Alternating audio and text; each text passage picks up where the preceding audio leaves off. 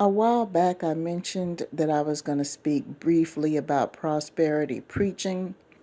This is not going to be any source of blasphemy. I'm not going to mention any names. I'm going to present to you a hypothetical situation, even though it was a situation I encountered. So I would appreciate if no one comes to me and asks me, was it with so and so? Was it with so and so? Was it with so and so? Because I'm not going to answer you. I'm not going to open up that can of worms. I'm referring to the situation. I am not referring to the institution, because this particular situation is happening now everywhere. The situation I'm referring to is finances. Finances and economics are a huge deal, especially now with the world situation the way it is. I mean, it's on the forefront of everyone's minds because you need finances to survive. You have obligations, you have responsibilities. But even before the world situation started, there were organizations, not only churches, but there were some civic and social organizations that required as a condition of your membership to provide tax documents to prove your financial fitness for being part of the organization.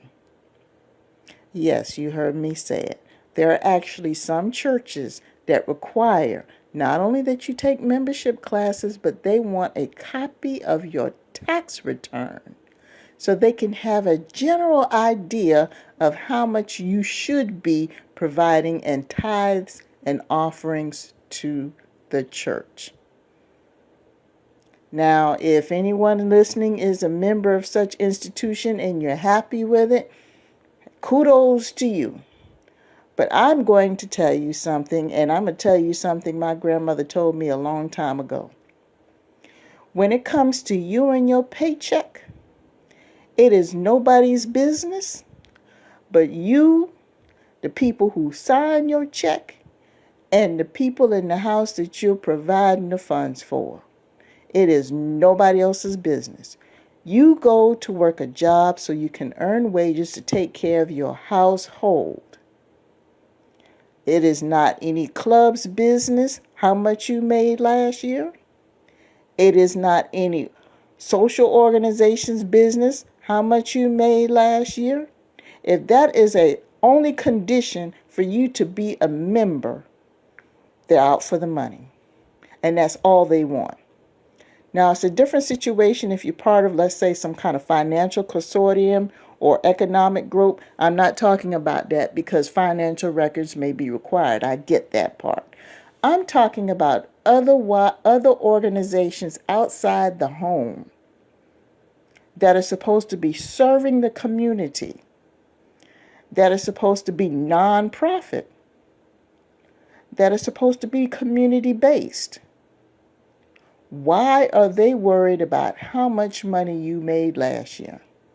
And the only reason is because they want to get a general idea of how much money they're going to get out of you this year.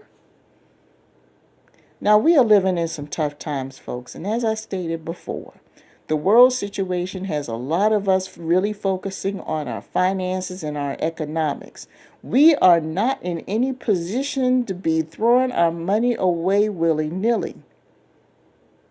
Everybody needs to stay in their own lane as far as finances is concerned right now. Now, if you're willing to do it and you don't have any problem putting your business out there, there is a risk. Because anybody that you give your tax return information to that is not of a financial advisor or legal counsel or in that right, they have access to your social security number, your address, your income, and who you're employed with. So before you turn this over, don't get all caught up in your emotions. You're so excited to be part of this organization.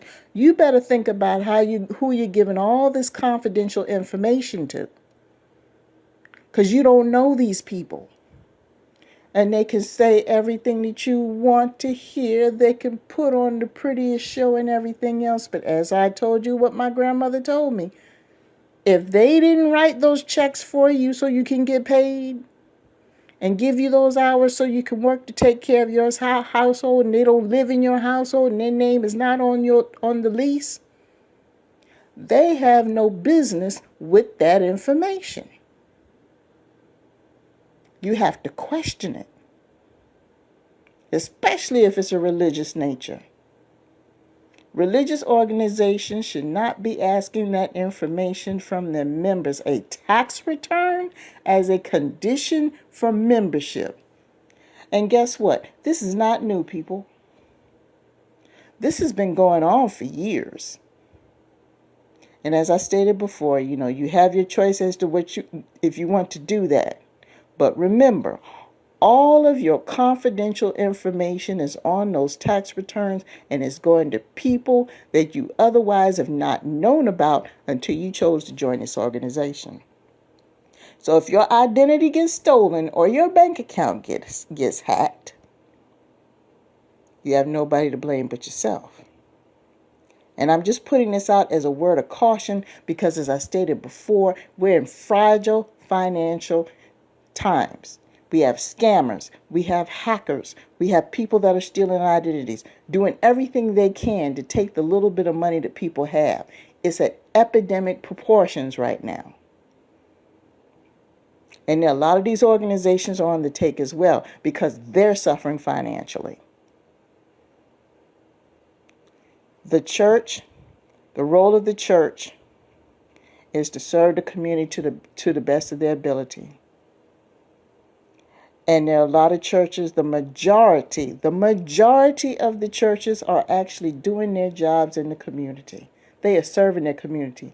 In some communities, if it wasn't for the church, there wouldn't be a community. So the majority of them doing their job. But there's that small percentage that are doing these unforgivable things in the sake of greed under the name of a church.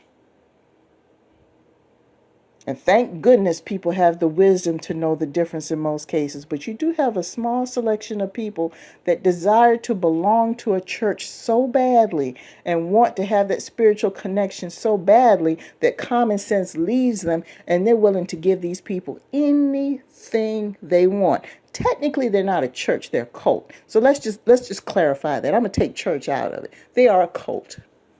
They just call themselves a church, but they're a cult. That's what cults do. Cults are the ones that take over your finances and take over all your material possessions and everything else. And then it'll be a matter of time before they're having you disconnect from your reality as you know it to serve them. So it's a cult-like activity. So I'm just saying be very careful. It's just a word of caution to those of you who are looking for spiritual homes. I know a lot of places do require that you attend membership classes or whatever the case may be. That's fine. There's nothing wrong with that because, I think it's good to have membership classes, especially if you're switching denominations or if you just simply need to know the way this particular organization operates. I get that. There's nothing wrong with that. But I mean, if it's to the extent where they say, oh, well, we're going to go ahead and set up your account for tithing and they want a copy of your tax return, no. That is confidential information. That is your financial life on paper. No.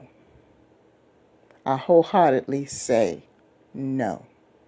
And those of you who are doing it, you can disagree with me all you want. I don't care. I don't care how you look or how you sound, but if you're not my accountant, my lawyer, the person my boss, or the people in my house that I pay bills for, you're not getting my tax return, boo-boo. You're not getting it. That's between me and the IRS. That's between me and the government. I don't know you like that. Just because we're in the house of the Lord doesn't mean you're perfect. We both know better. Come on. You're not getting it.